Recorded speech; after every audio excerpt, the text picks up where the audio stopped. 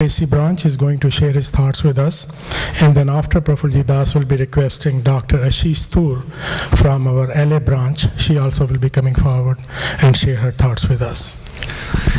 My dear friends, say with love, Dhanyarankarji. Friends, when I go back in time, my first memory of an ocean is when I was 5 years old. I was born and brought up in Mumbai, India, which is next to an ocean. And I still remember that when I saw that vast expanse of water, I was amazed. And then at that point in time, I knew this is an ocean. Then when I grew up, I went to school. I was in 1st or 2nd grade. So my teacher taught me that yes, there is an ocean next to our city, but it is not the only ocean. There are many oceans. And then I learned that there is an Indian Ocean, there is Atlantic Ocean, there is Pacific Ocean. So now my knowledge had increased.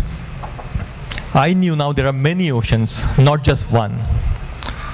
As I grew older, I was in 4th or 5th grade.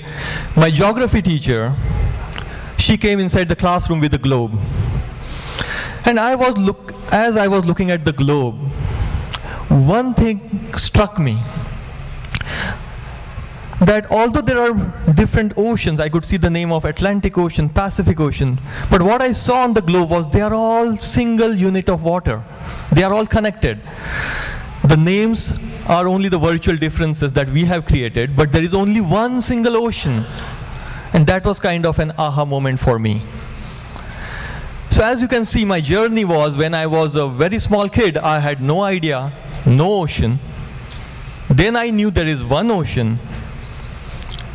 Then I knew there are many oceans. But when I saw the bigger picture later, I realized that although they appear as many, there is only one single ocean.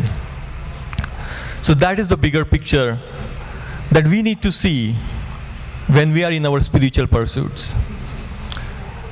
When a human being is born, he or she doesn't know what is God. There is no God. But when she's 2 or 3 years old, or he's 2 or 3 years old, the child's parents give him a belief system. It's a belief system. I was born as Hindu. My parents told me, oh, our God is Shiva. I had no idea what is Shiva, but I knew, oh, there is one God, he is Shiva. Then when I went to school, in my school there were many kids from different religions. And then I realized, okay, there is a Muslim person, my friend, and his God is Allah. Then there is a Christian boy, his God is, they call it as God or Jesus.